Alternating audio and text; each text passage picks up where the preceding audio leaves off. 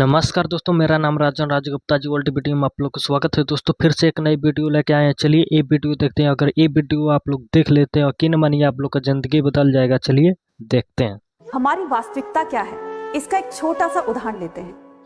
मान लीजिए आपके हाथ में गर्म चाय का कप है और किसी ने आपको धक्का दिया तो वो चाय आपके कप से छलक कर नीचे गिर गई। किसी ने पूछा कि ये चाय कैसे छलकी नीचे, तो आपका उत्तर होगा कि किसी ने धक्का दिया, इस वजह से चाय नीचे छलक कर गिर गई। कितनी अच्छी बात है। जबकि वास्तविकता ये है कि चाय आपके कप में थी इसलिए छलकी, और जो आपके कप में होगा वही छलकेगा। ऐसा ही जीवन है। जब तक हमें दूसरों के व्यवहार के धक्के नहीं लग जाते, हमें अपनी वास्तविकता का पता नहीं चलता।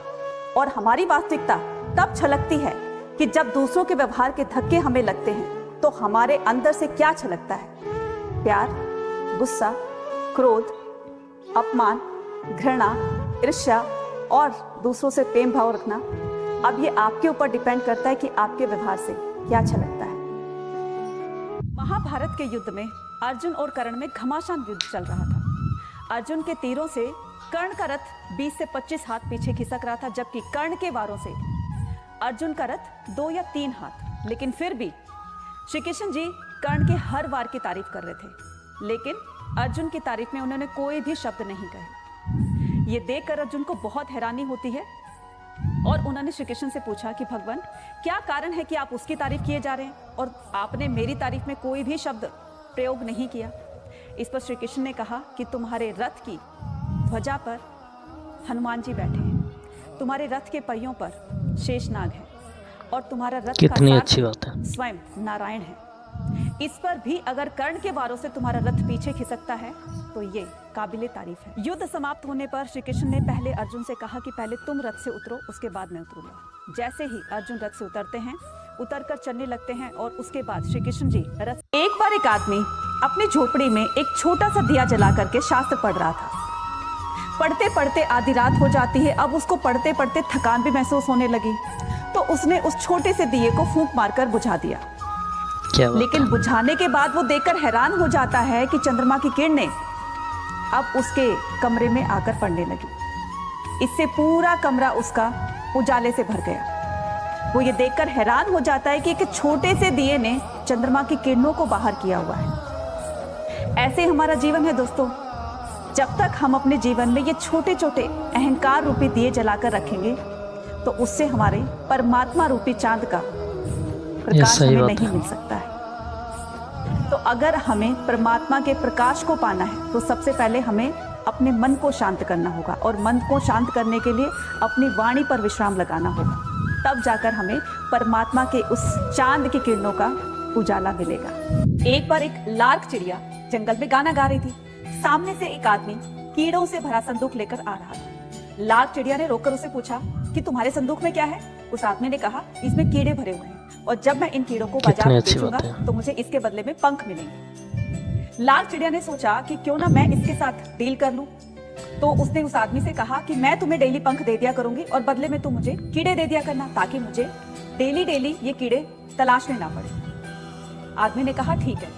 अब आदमी डेली उसको कीड़ों से भरा कितनी अच्छी बात है। और इस तरह से चिड़िया अपना एक एक एक एक करके उसको अपना पंख देती रही। और एक दिन ऐसा आया जब चिड़िया के सारे पंख टूट गए। अब वो उड़ भी नहीं सकती थी और ना ही वो कीड़े खा सकती थी, और थोड़े ही दिन बाद वो चिड़िया मर गई। इससे हमें क्या शिक्षा मिलती है? इससे शिक्षा मिलती है कि कई बार हम जो रास्ता आसान वाला चुनते हैं ना, तो वही रास्ता हमारे लिए बहुत मुश्किल भरा होता है। एक बार एक मूर्ति बनाने वाला जंगल से 2 पत्थर ढूंढकर लाता है। जैसे ही उसने पत्थर पर मूर्तियां बनाने का काम स्टार्ट किया अपने औजारों से, तो पत्थर से आवाज निकलती है कि प्लीज मुझ पर चोट मत मारिए, मुझे बहुत दर्द होता है। तो इस पर मूर्तिकार को दया आती है और वो पत्थर को साइड में रख देता है। जब उसने दूसरा पत्थर मूर्ति बनाने के लिए निकाला तो पहले पत्थर से पूछा, क्या मैं अब मूर्ति बना सकता हूँ? तो इस पर पत्थर ने कहा, जी बिल्कुल।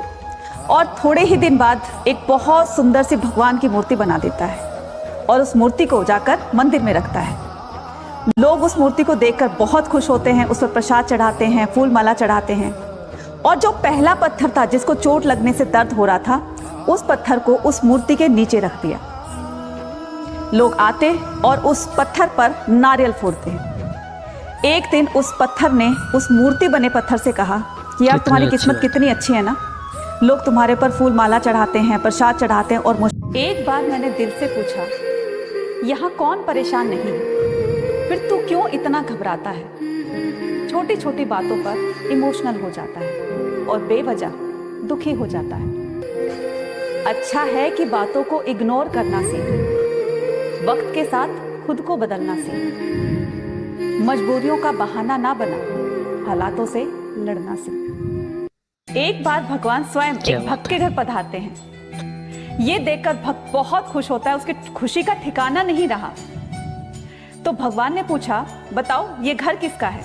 भक्त ने कहा, प्रभु आपका। ये गाड़ी किसकी है? भक्त ने फिर कहा, प्रभु आपकी।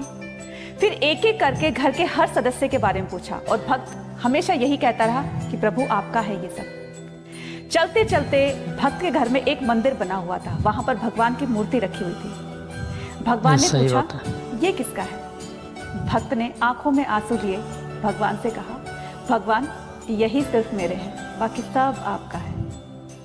एक बार एक व्यक्ति ने अपने गुरु से कहा, मैं अपने कर्मचारियों से, अपनी पत्नी से, अपने बच्चों से बहुत परेशान हूं। सब लोग मतलबी है, कोई भी सही नहीं है, मैं क्या करूं? गुरुजी ने मुस्कुराते हुए कहा कि आज मैं तुम्हें कहानी सुनाता हूं। गुरुजी कहानी सुनाने लगे और कहने लगे, एक बार एक गांव में एक बहुत बड़ा कमरा था, उसमें बहुत सारे शीशे लगे हुए थे। एक छोटी बच्ची वहां खेलने के लिए आती है और उसने देखा कि मेरे जैसे बहुत सारे बच्चे मेरी तरह ही खेल रहे हैं। वो लड़की ताली बजाती तो बहुत सारी तालियां उसको सुनाई देती। इस तरह से वो बच्ची अपने जीवन में खुश रहने लगी और सोचने लगी, ये दुनिया का सबसे अच्छा स्थान है जहां पर मैं खुश रहती हूँ। कितनी अच्छी बात ऐसे एक बार एक दुखी मायूस व्यक्ति उस कमरे के अंदर आता है। उसने देखा कि मेरे जैसे बहुत सारे मायूस व्यक्ति यहाँ पर हैं। तो उन्होंने किसी एक को धक्का लगाने की कोशिश की तो ऐसे 100 हाथ आकर उसको धक्का लगाने लगे। तो उसने सोचा कि ये मेरे लिए दुनिया से बात करने के लिए फोन की जरूरत पड़ती है, ऐसे ही ईश्वर से बात करने के लिए हमें मौन की जरूरत पड़ती है। फोन से बात करने पर बिल देना पड़ता है, लेकिन ईश्वर से बात करने पर मौन रहना पड़ता है। माया को चाहने वाला इंसान बिखर जाता है और ईश्वर को चाहने वाला इंसान निखर जाता है।